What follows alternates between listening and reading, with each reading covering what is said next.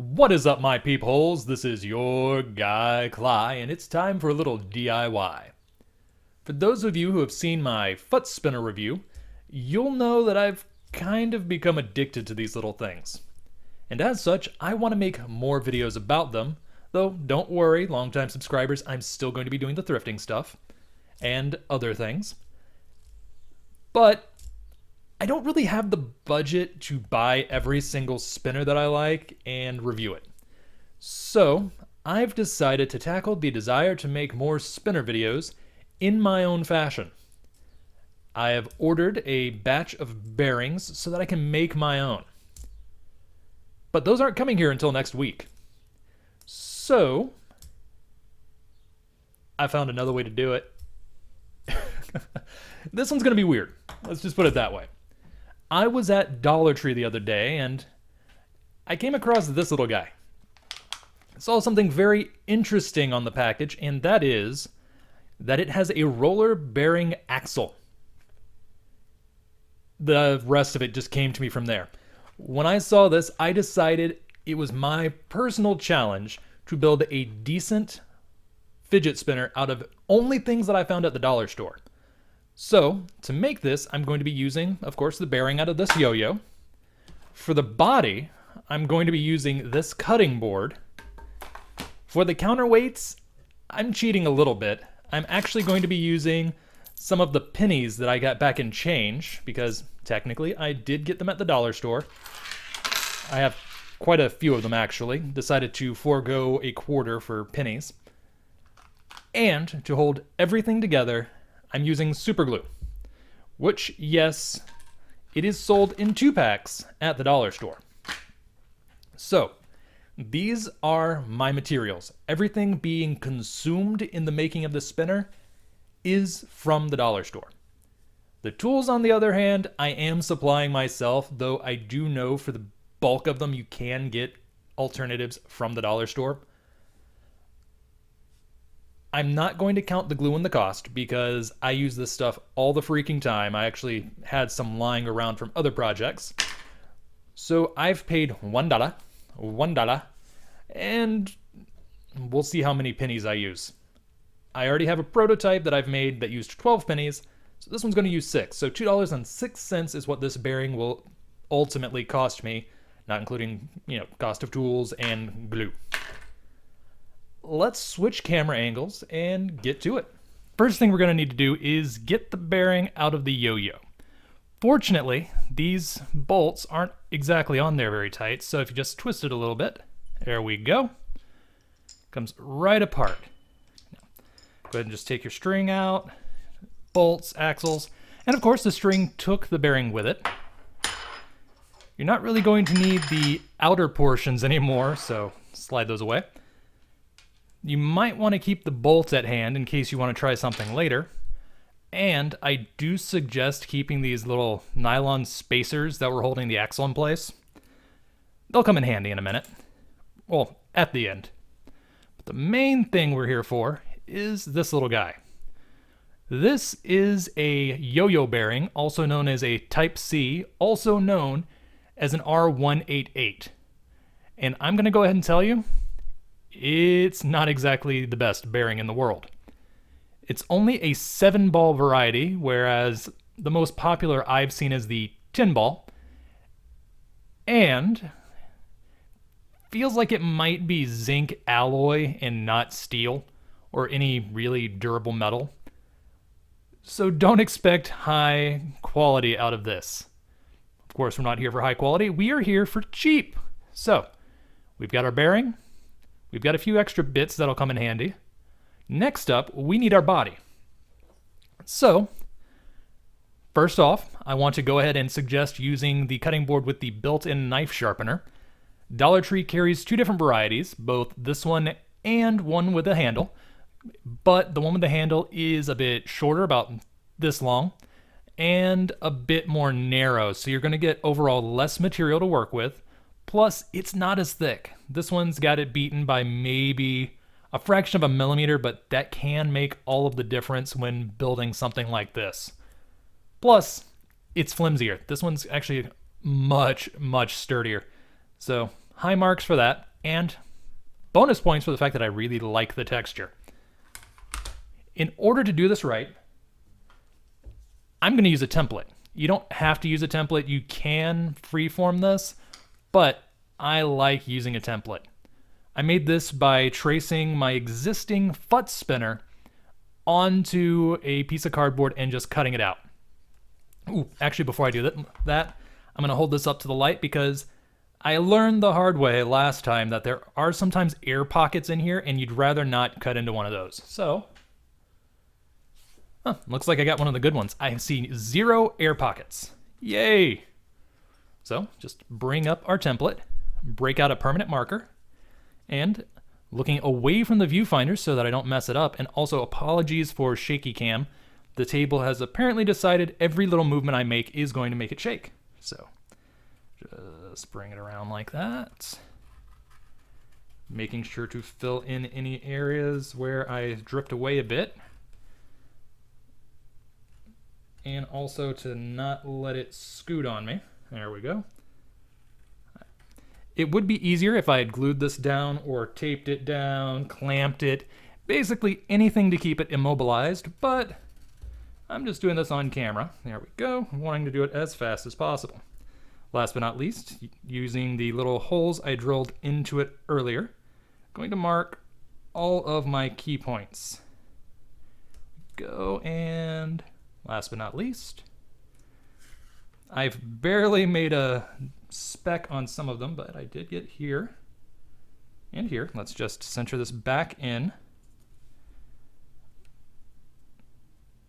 There we go. Looks good up there too. Oh, no, stop it. And get in there. I'm dulling the tip of my marker for you folks. Really need to get a needle point, one that is metal rimmed. There we go. Please? Okay, good. So right about there and right about there. Next up, I'm going to drill the holes. Using multiple drill bits. First off, I'm going to start with, let's say this guy right here. The 3/32 bit. Not exactly huge, but very useful because you do not want to use the largest bit I'm going to use, or bits, I should say. Oh, there went my phone. Which are these guys right here. These are spade bits that will be used to make the holes for the bearing and the counterweights. You want to drill a pilot hole with a smaller bit first, so I will be doing that. And then the 1/2 inch is for the bearing. The 3/4 inch is for the pennies. Wow, I cannot speak. I'll be back in a moment after I've done that. And there we go. I know some of you are probably wondering why I decided to drill before I cut the whole thing out, and that's just because I wanted more material to hold on to while fighting the torque of the drill. That was especially useful because I forgot to charge my drill before recording, and it started going slow, which means it started yanking the plastic out of my hands, and that was fun. But it's done. I am now ready to cut, and to do that, I'm just going to use this mini hacksaw. Picked this up at Home Depot for about $5 many years ago, but they do sell small hacksaws at the Dollar Trees in my area. I don't know if all locations are the same.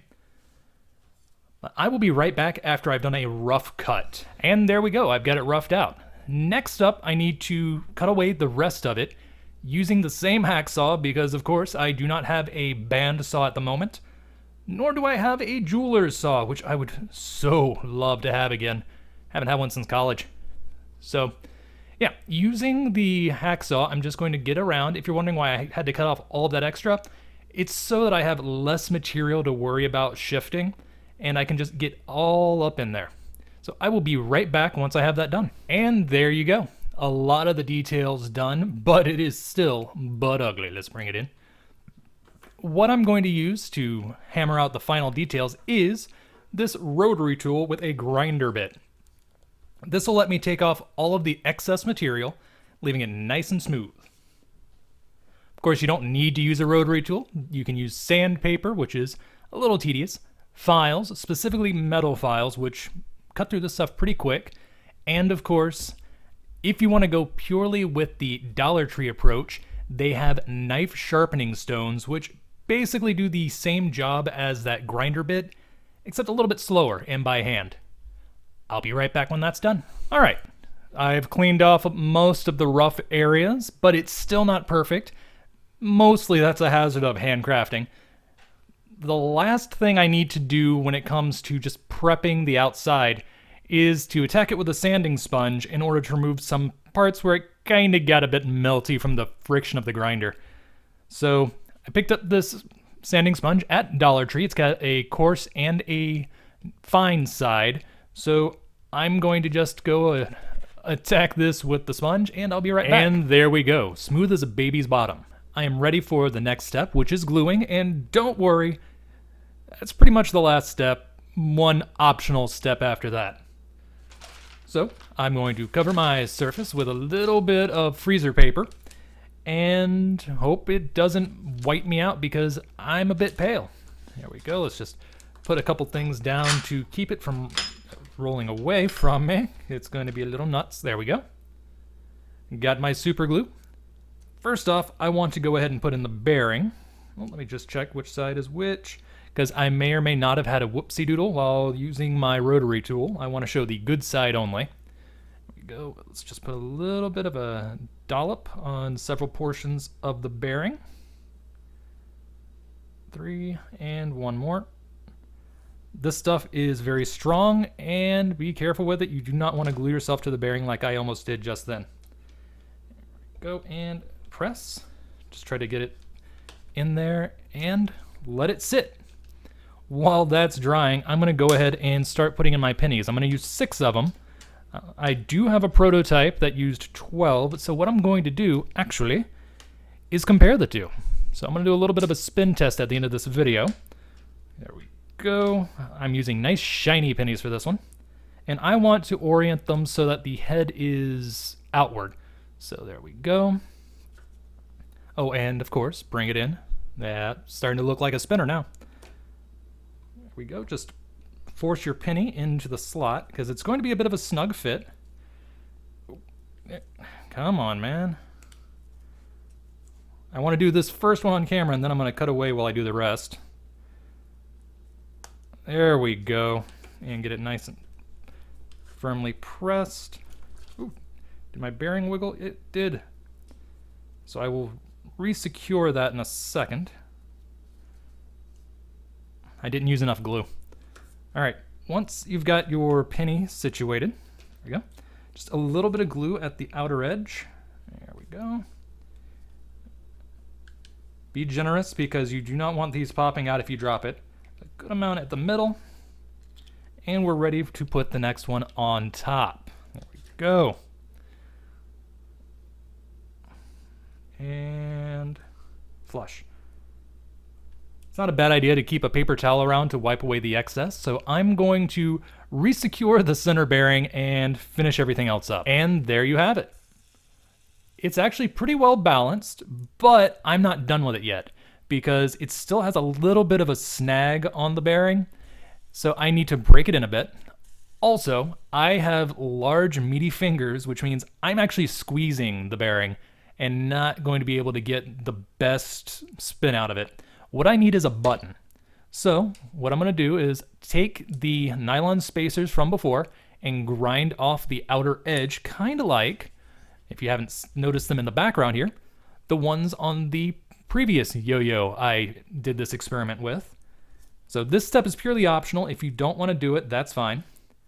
Just place them in there, and I get a much better spin, especially if I hold it in a way that doesn't smack my palm. There we go. All of that using materials from the dollar store.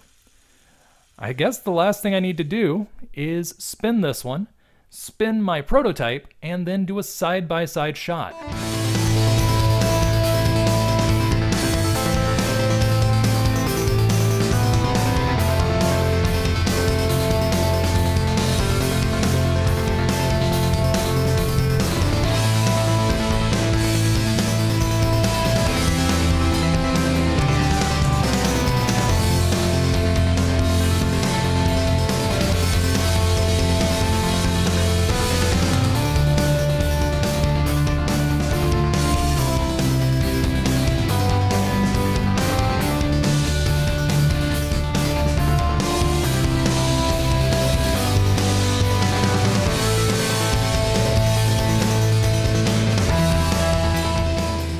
Alright, I'm going to have to actually go back to the footage to see which one of these pulled off a win.